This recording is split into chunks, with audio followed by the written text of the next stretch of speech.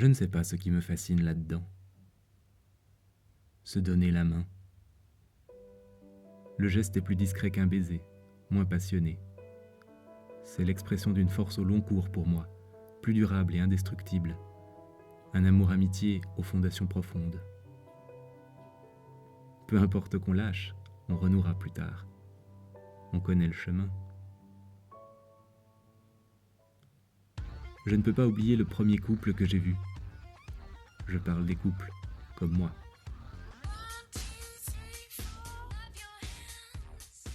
Je devais avoir 15 ans. Tout était déjà clair comme de l'eau de roche à cette époque. Mais je n'avais jamais été témoin de ça. 2 hommes se donnant la main dans la rue. C'était indépassable, c'était infiniment merveilleux. Je l'ai ressenti comme un miracle.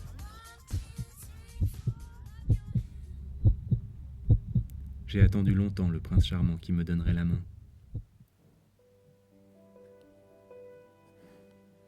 Mon premier copain consentait, de mauvaise grâce. Personne ne devait voir nos mains se balancer gaiement. La raideur de son bras coincé entre nos corps, c'était quelque chose.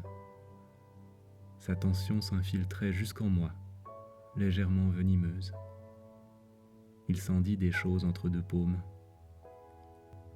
Mon second copain, celui qui est toujours là 11 ans plus tard, m'a contacté sur un site de rencontre parce que j'avais écrit vouloir tenir la main de mon copain dans le hall d'une imaille.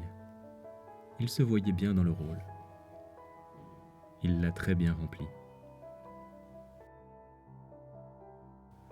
À 34 ans, je reste avide d'en croiser des couples, d'en reconnaître.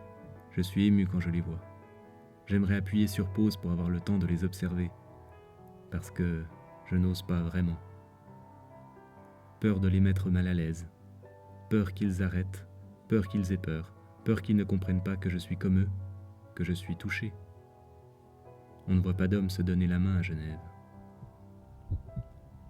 Récemment, mon compagnon et moi avons remarqué qu'on avait presque arrêté. On a perdu l'habitude avec le temps. Alors on a décidé de s'y remettre plus souvent. Pour nous, mais aussi pour l'exemple ordinaire que les gens verront, concernés ou pas. Et peut-être, au passage, offrir un miracle à quelqu'un.